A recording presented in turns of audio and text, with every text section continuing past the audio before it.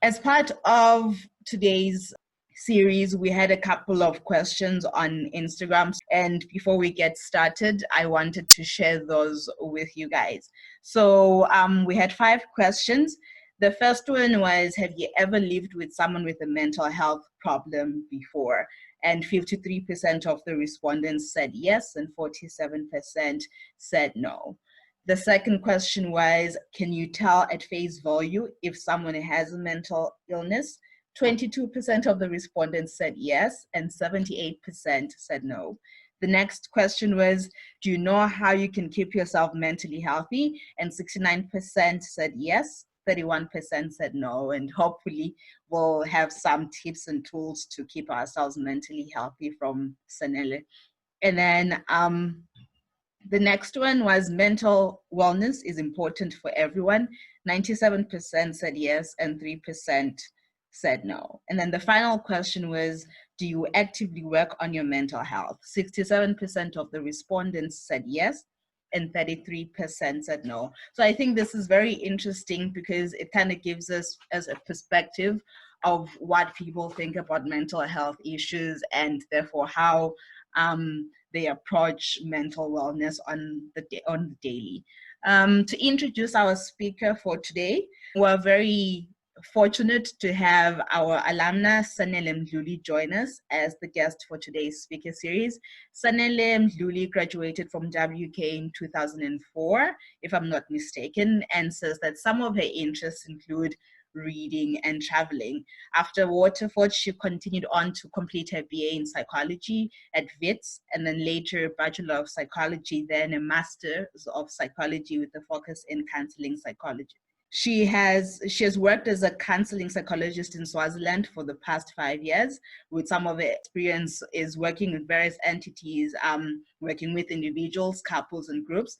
And she currently works for Kushamiri Human Capital. I'm sorry if I pronounced that wrong, where she is the co-director and is a consultant psychologist. She is also a lecturer at Eswatini Medical Christian University, where she also does community engagement and student supervision. To get us started, the first question I have for Senele is, what, as a co-director for your current company, what are some of the challenges you've experienced as a counseling psychologist in Eswatini, and how have you overcome those? Okay, I think part of the challenges that have come with being Eswatini, the main challenge has been being in a relatively new profession. I think when I think about the number of psychologists at the moment in this country, there's still not a lot of us. So it's also one of the challenges has been advocating for, and also at the same time providing services for, and also training people to become and to eventually study further into psychology, into a field that studies behavioral science, but also which addresses a profession that addresses mental health needs in a country where there hasn't been a comprehensive focus for that. So I think it's just, for me, the task that has been one of the challenges of working. So in whatever capacity, whether it's with the wellness, with Kushamiri, where I'm a consultant, where it's kind of a baby that we're growing, whether it's lecturing, and whether it's anything to do, I think for me, it's just because they're all extensions of the same thing. It is the challenge, but also the excitement of developing and establishing a relatively, it's not, I mean, psychology is not a new profession. It's quite old, but I think applying it and working with it in Swaziland is still relatively recent. Moving on to mental wellness in general, in your words, what is mental wellness and why is it important? So mental wellness is a sense of well-being in terms of a subjective and also objective sense of well-being that has to do with your emotional, behavioral, and cognitive thought process. It has to do with how the general functioning of how you're behaving in relation to others, your relationships, how you are feeling about yourself, how you are coping with life stresses, and how you are adapting to life difficulties, and also how well you are functioning in society. And that is mental wellness. I think for me, one of the things that's quite always important to emphasize about mental health is that when I'm speaking of mental health, It is not the absence of psychological distress. Mental health is not the absence of pain or the absence of any trauma. It is the ability to cope and function within anything that life throws as us. With Eswatini, you mentioned it before in speaking about like the availability of resources. What are some of the biggest mental wellness challenges experienced, maybe in Eswatini specifically, and really with your experience as a counseling psychologist? Okay. I think for me, it's just the lack of information that's still very blatantly missing, you know, the absence of information on people understanding symptoms where, you know, if they knew, you sometimes encounter people who, you know, that if this person recognized earlier that these symptoms could have been a signal, a sign and a symptom to seek help, if they had known, this issue would not have progressed to the level that it has. So primary mental health care and just psychoeducation and informing everyone, especially in rural Eswatini, is still something that's very, very important. I think also because of the socio-economic factors in this country and having a high level of sexual and gender-based violence, which is unfortunate also, we have a lot of unprocessed trauma in this country. So one of the most frequent thing referrals is quite common to find yourself dealing with issues around trauma. It can be any form of whatever has happened. Sometimes, often it can be related to abuse, and also quite common and quite increasing. And that was more actually when I worked in a more rural setting. And I find that working in private practice in an urban environment, it's quite an increase in anxiety and depression related symptoms in terms of people who come and seek help. But when I'm related to depressive-related symptoms, you know, we are thinking of, and often depression is what's associated with also the propensity towards suicidality. But it's also, we're speaking about symptoms that have to do with hopelessness, emptiness, not wanting to exist anymore, feeling overwhelmed, not being able to function. Either can be associated with either sleeping too much or sleeping too little, eating too much, eating too little, and constantly not feeling a sense of feeling as if nothing good can come from life. And obviously this impacts your ability to function when you are so lowly motivated, because trying, functioning, getting up, working, functioning effectively in your relationships become difficulty. Anxiety, on the other hand, is a negative anticipation, persistent anticipation of negativity about the future. Always being worried, excessive and extreme worried about the future, and an implicit assumption that something is going to go wrong. So this makes it hard to function, because usually people who have anxiety usually can struggle to sleep, are usually very easily agitated and irritated. They are constantly on alert. They struggle to function because they have these intrusive thoughts, which are usually not productive and which can be quite negative. And sometimes anxiety and depression can actually coexist, and that is also quite a common occurrence. So the depression is making you feeling helpless and demotivated, so you're not able to get around to doing anything. So then that also leads you to being very anxious about your future, and that also adds to more agitating. So sometimes that can be mixed together. But I think that is quite common in Eswatini, our anxiety, our depression-related symptoms, and of course, when we deal with post-traumatic trauma. So you mentioned something about, especially in rural Eswatini, people not being able to deal with mental health and the lack of awareness on it. In Eswatini, if I feel like I need to take care of my mental health better, but I'm afraid of the stigma around it, how would you encourage an individual to deal with that? Well, I think also stigma often comes with something that is unknown, right? Because the lack of access to a service also leads to a lack of understanding of what it provides. And I think what I've seen an increase of, particularly in the last 2-3 years, and something I've also been part of, is more mental health talks where we are speaking about mental health issues. And that has been both on people who have needed to be on the receiving side of mental health services and people who provide these services. So that was something that was not there, for instance, 5-6 years ago when I moved back to Eswatini. I've seen an increase of that and having those conversations and seeing and going to myself. So it is awareness that is the issue. normalizing because I think people sit in silence because they worry about the behaviors and the symptoms that they see in themselves, but they don't know if it's normal or if it's acceptable, and they don't have kind of have the sounding board. But if we are constantly providing that kind of information, that makes it quite beneficial, makes help seeking easier. And also the language. I think one of the things that even I've spoken in terms of the media, and it's the language that we use around mental health issues. I think it's very, very important that we don't speak in a derogatory way, that we don't pathologize, because I think sometimes mental health issues are heavily pathologized. And is this person able, because most people living with mental health disorders, diagnosed disorders, and just mental health issues, most of them are able to function and lead very meaningful lives with the support that is needed.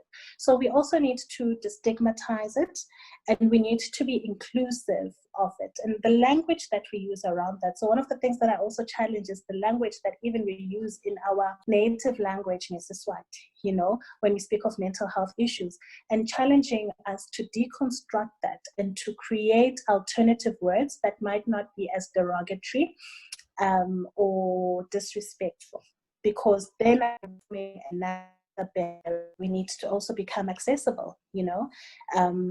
It's important that mental health services, accessing a psychologist, not be an elitist service. That's how you deconstruct perceptions, and you become accessible, you become affordable. It becomes normal to go to a psychologist. We're not waiting for something to go wrong.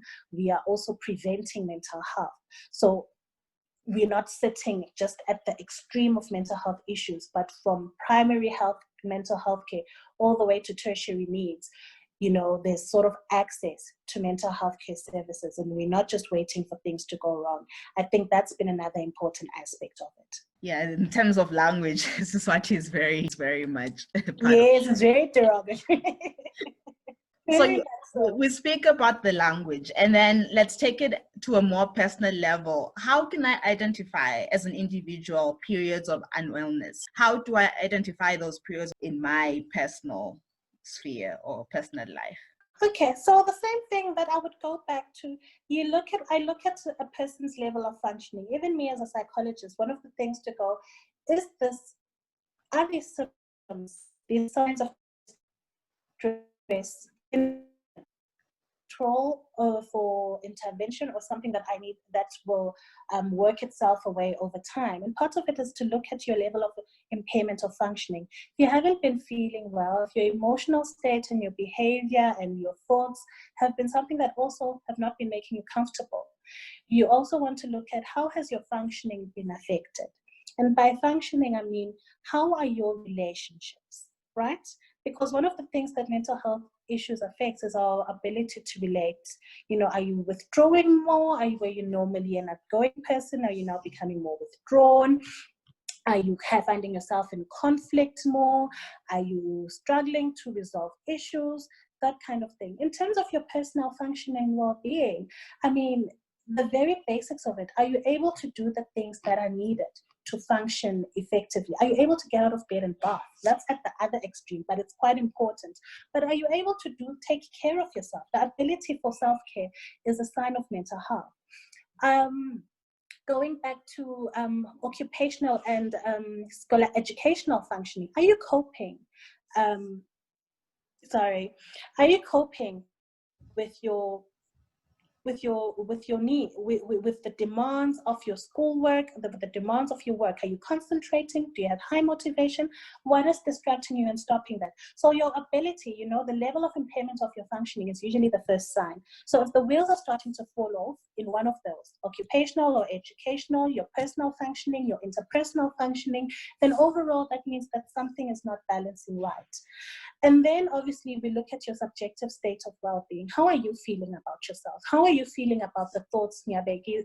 For example, if you sometimes think about killing yourself, how intrusive it is. How do you feel about the post-traumatic symptoms of intrusive thoughts, and they are constantly coming and you feel like they're not in your control?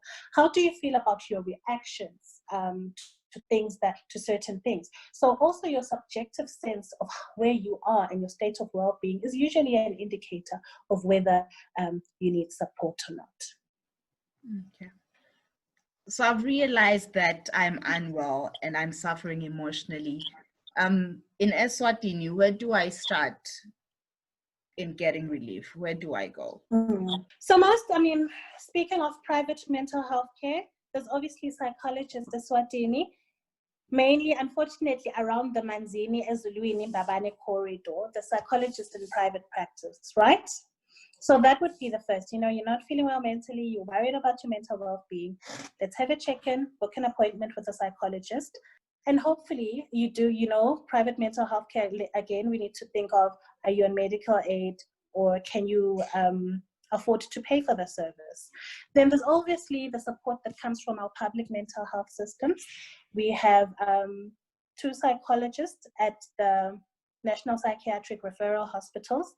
And I know that the clinics in various regions, there's nurses who are specialized in psychiatric nursing, and who, it's not the same at each and every clinic, but they are trained in primary mental health care. So they would be able to provide a service, and for any further services, they would tend to then refer to the National Psychiatric Referral Hospital. And at the moment, that is what we are dealing with. So also largely, for most public, where you would like to see more counselors and psychologists, for instance, in schools, within the government settings, that is still quite limited. Our last speaker series was centered around safe internet use and cybersecurity. And one of the things that was spoken about was the issue of cyberbullying. And this has become a major issue. There's shows like 13 Reasons Why that show that cyberbullying can actually have major repercussions in our personal lives. So how do we deal with this if we experience issues like that? And not even cyberbullying per se, but in the school context, the idea of bullying is still a very big one. How do we deal with those situations? Because I think bullying is a problem. It's quite an increasing issue within our primary and high school population. But I think also you deal with bullying at the individual level, but you also have to deal with it structurally. If it's an institutional issue, there obviously has to be information around bullying, so awareness raising about physical forms of bullying, emotional forms of bullying, the impact that it has, what to do, support. Is there support for if a person is experiencing this? It's quite important, so that people are not sitting and don't have the information that they need. And also, one of the harder things to teach, I think, is empathy. And kindness, with things that we take for granted and we assume are quite implicit. But I think often sometimes, especially in educational settings, you find yourself dealing with children and adolescents coming from different family backgrounds, different upbringings, different traumas, different emotional upbringings. And one of the things that's very hard is to inculcate activities within that organization that encourage empathy and sensitivity towards others. Whether it's finding a way to do something that's team building, speaking about the things people are being bullied about, and normalizing that, whatever it could be, because sometimes people are bullied related to weight, related to academic performance. So you need to reframe those bullying issues in a positive way that encourage tolerance and encourage people to speak about it. But it's all part of at a group level and at an individual level. And I think very important to provide support for the victims. You want to provide consequences for the perpetrators, so that they are held accountable, because accountability is one of the only ways in which at a group level you change behavior. But also then you want to make sure that you address the issue also for the victim, for the individual affected, because it might predispose them to other mental, if it is persistent and it is severe, it really makes them vulnerable to mental health issues. So you want to make sure that there's access to that preventative care, whether it is group support, whether it's peer support, or whether it is individual sessions with a qualified therapist. That is also going to be quite important. Thank you. And then Coming to COVID-19, we know that with COVID-19, we're experiencing a lot of isolation and pressure that comes with studying and working from home. What advice can you give Mhm. maintaining wellness, mental wellness at this time, especially with the lack of interaction with friends and sometimes even with family? Mm. So I think it's a time, I mean, we're all learning how to human different because human beings are social beings. To a greater or less extent, we are all social beings. We are human beings because we're human together. And I think the biggest adjustment to COVID has brought is I don't like term social distancing. For me, it's spatial distancing, but social and emotional closeness is still very, very important. You know, it's not the same and it never will be, physical presence with people you care about and that you normally spend time with. But I think we need to adjust to the thought of learning how to reconnect in other ways, even if we are not in each other's space. That is very, very important. So whether it's family, whether it's friends, whether it's the people you go to school with, stay connected to the people who keep you company, who make you happy, who you feel good that you are around. And because now you are not actually in the physical space of those people, because you're not within the first same space, it's quite important that you become more active. I encourage people to go, who did you reach out to this week? Who did you communicate with? How did you fill out that space? Because I think we take it for granted that we're fine, but I think the long term, you'll be fine. If people were fine the first month of the lockdown, but I think 2-3 months later into Corona, to the COVID lockdown, there's a lot of things that is coming up. And I think it's also one of the things to help that, to mitigate that, is having the social support there. And then the other thing, also stillness, not being as busy, not being occupied with activities with school and all of that kind of in a more active way.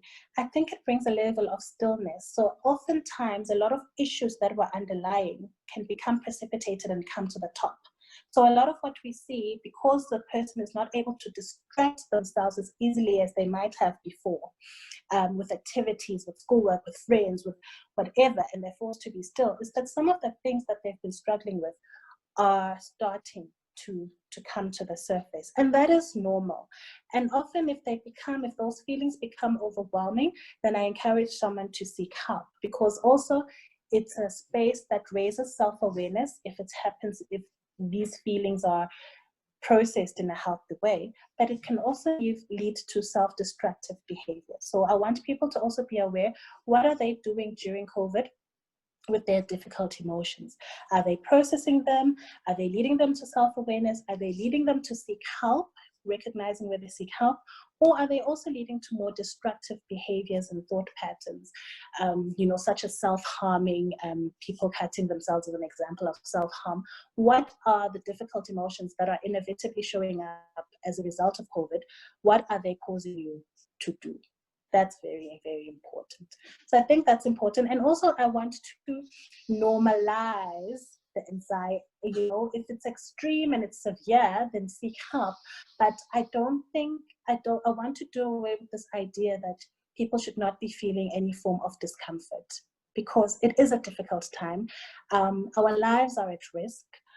It is normal to feel anxious, to be worried about what the academic year is going to look like, about catching up, about having to learn in a different way. It really is overwhelming. It is a lot of adjustment and change for a human being. And it is normal to be dealing with uncomfortable emotions.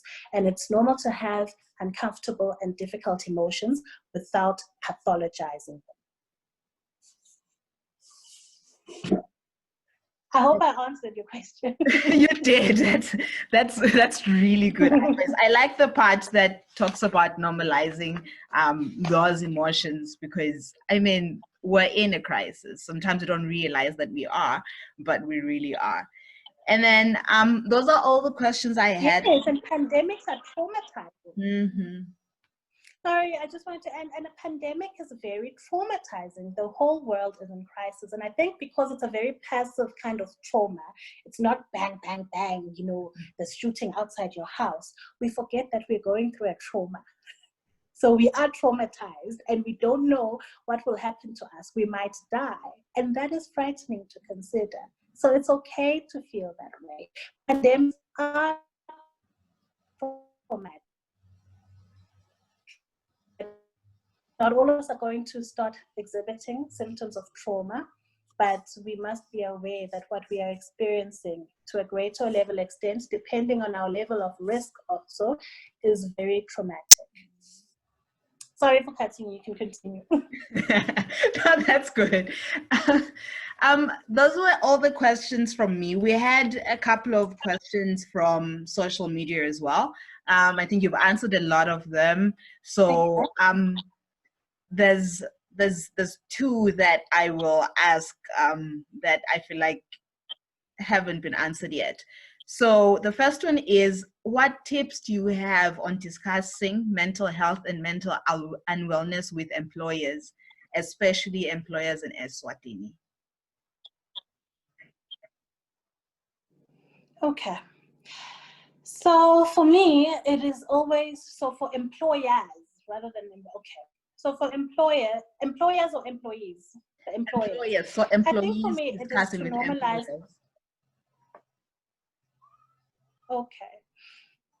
I think quite important again into the conversation in the workplace is to not pathologize again mental health issues.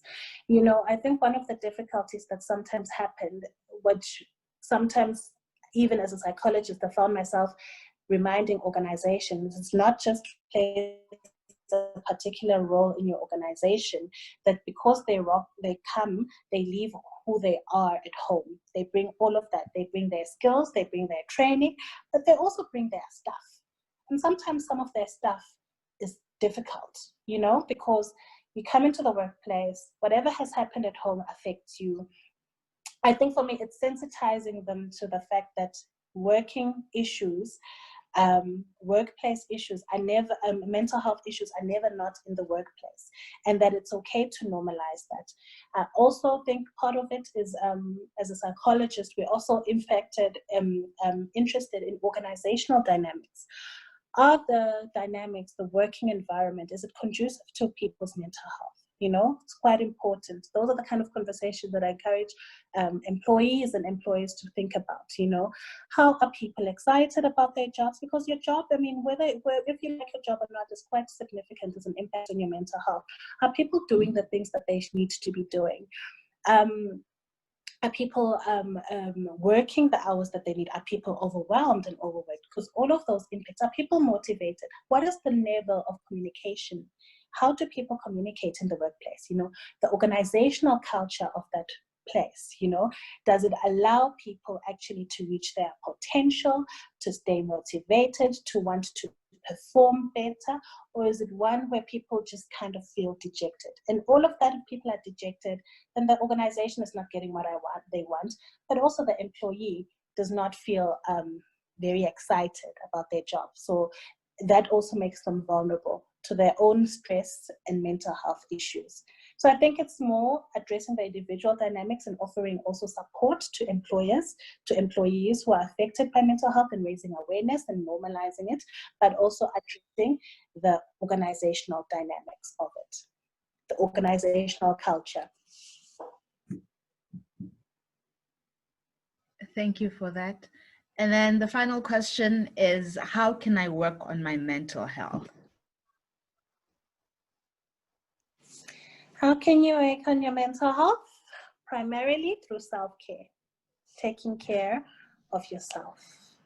And taking care of yourself is encompassing everything, you know, from speaking about seeking help that I've spoken about, knowing when you need to seek help, taking care of your physical well-being, taking time out. I think people forget to rest. We live in a culture that glorifies hard work. There's somehow this delusion that we have that if we work hard, we'll be rich. And the reality, and I think it causes it to, which hard work, there's nothing wrong with hard work, but also people must work smartly. And I think this whole hard work dynamic where it is glorified has meant that people feel ashamed for needing to rest, for needing to do something nice for themselves. So it's important. Self-care is important. I always encourage people to participate in activities that make them happy. What do you like doing? If you've forgotten what you like doing, what you enjoy and what gives you joy, whether it's something creative, whether it's something sports related, then existence in life can feel like a very long thing. So that's very, very important. The hobbies, the activity, the relationships. I think relationships are directly related, healthy relationships are directly related to mental health. We see that people who have mental health issues, who have supportive relationships in their lives, tend to recover better, and their recovery tends to be more sustained. So I encourage people to build supportive networks. Sometimes that happens within the family environment, and sometimes that doesn't happen within the family. That is not always available. So people are formed to build, are encouraged to build supportive units wherever they are, to assist them to build relationships, because that makes coping with mental health issues much more easier. So it's relating well. It's also, what are you doing in terms of studying and working, part of your mental health, because most of the time what you are studying and what you are working at takes up a significant portion of your life. If you had worked for 8 hours a day, or if you're studying a particular thing, it's quite important that you like it and that you enjoy it. So I always encourage people to make sure that as much as possible, they are doing things that are aligned with their personalities and who they are, because those things enhance their mental health and their well-being. So I think that's important, knowing to seek help, having healthy relationships, having healthy activities, and that's, for me, is part of your mental health, your primary mental health care. And obviously, if you've been diagnosed and you've treatment, it's quite important to adhere to treatment. Very, very important that you go for therapy if you need it, if you take your medication, because that is how you maintain your mental health. And I think people struggle with that. Sometimes some people struggle with that concept of adhering to treatment, of being disciplined with that, because it takes a lot of effort and sometimes it's difficult. But I always encourage people to take the treatment that is needed. The same way you would adhere to the treatment you needed if you had a physical ailment, the same way you need to adhere to mental health support. And I think for me, that's, in a nutshell, how you take care of your mental health. Okay. Thank you so much, Senele. I don't know if anyone else has any questions for Senele.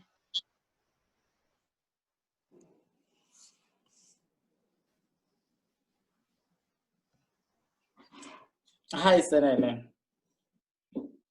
Hi. For me, yes, I do not quite have some questions, because I think most of the questions that I had were addressed by Nosmilo, and you were able to answer them. I just want to take the opportunity to thank you for giving us such an enlightening discussion, especially because growing up in the Kingdom of Eswatini, we grow up in a situation where mental health and mental wellness is really stigmatized and it's really pathologized. I don't know how to say the term very well, but it is as a pathogen. So the way you have addressed it is actually helpful in our conversation as well, in order to share information with our colleagues and friends and try to now have a different view of how we approach mental wellness. Thank you very much. I'm glad you found it informative, and I hope that it provides information to someone who might need it at this point. It's part of what we do. Community, raising awareness raising. So it's very, very important component of the work that I do. So thank you. Thank you. Does anyone else have a question? I think Welile has something to say. You can go ahead.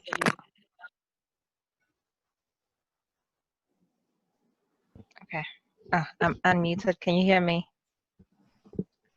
Hi. Hi.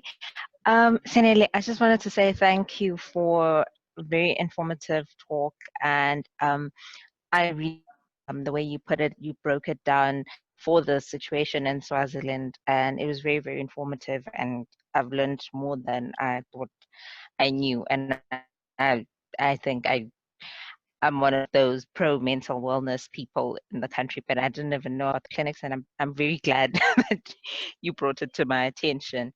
Thank you very much. It was a lovely chat, and I hope we'll have. Sorry, I'm at work, and my colleagues are having the time of their lives in the background. So, and I'm hoping we'll get to share it. And thank you for talking about the cyberbullying as well, because I was concerned I lacked the expertise for your input at that juncture. It was very helpful. Thank you very much. Thank you. You're very welcome. You're welcome. Thank you. I think Matlala had something to say as well. Do you have something to say, Matlala? Yes. Hi, Senele. Hi, Matlala. Firstly, I would like to thank you for making time to talk to us about this important topic that is unfortunately often overlooked in our societies. And the question I have is, so when you spoke about maintaining mental health, you mentioned that one must seek help when they need it, right? So how does one know when they actually need to seek help? Like at what stage of their mental health do they know that they need to seek help? Okay. Okay, I did answer. This was one of the first questions. I don't know if you came a bit later, but I'll just summarize it briefly because I think it's almost time. But I spoke about people having to assess their subjective sense of well-being in terms of knowing, how are you feeling lately? Are you comfortable with the way you're behaving and thinking and feeling of late? And also looking at people's level of impairment of functioning. How are you functioning occupationally, work-wise? Are you coping with the demands that are related to work and school that are impacting you? How are your relationships, your interpersonal functioning? Is there a lot of conflict? Is there disagreement? Do you fight option? How is communication? Because interpersonal functioning is often how we cope even with conflict in relationships and everything else can often be an indicator of our mental health stress, how tolerant also we are, and also of our own personal functioning. Are we able even to take care of ourselves? Oftentimes, when our mental health suffers, we start to be unable to take care of ourselves. Can go to the extreme of not even being able, having the energy or the drive to get out of bed, for instance, and take a bath, sometimes, quite often, that can be self-neglect that can come with certain mental health issues. So I look at that, your subjective sense of well-being, but also how you are functioning overall and dealing with life stresses also, and the demands that are placed on you from a work and school perspective and from a relational perspective also. I hope that's been helpful. Okay, thank you very much. It has been helpful. Okay. Thank you so much. I don't know if you have any closing remarks, Senele. No closing remarks. Remember to wear your mask, stay safe. Please adhere to all social distancing. And please, guys, let's do our best to not get corona, please. Take care of yourself. And obviously, if your mental health is suffering because of the changes and the adjustments that we're going through, please do seek help. Please definitely seek help. Help is available. Help is not at the level, the accessibility of help is not where I think it should be, but I think that the help that is there and available, I encourage people to make use of it. Awesome. Thank you so much, Senele. Thank you so much for honoring our invitation to be part of the speaker series. We hope that this will be very helpful to a lot of our students and really the WK community at large. I know that at a personal level, I have learned quite a bit, and I've gotten a couple of resource knowledge that I didn't have before. We really appreciate you, and we appreciate the work that you do, especially in a country like Eswatini, where mental health is still very much disregarded in general. So thank you. Please continue with the work of saving lives through saving minds. And we look forward to having I like that, saving minds. and we look forward to having you physically on the hill after Corona's over. Thank you. And to everyone. Oh, I can't wait. That will be so exciting. Right. And to everyone, I hope that you have a good afternoon. Have a lovely one. Bye.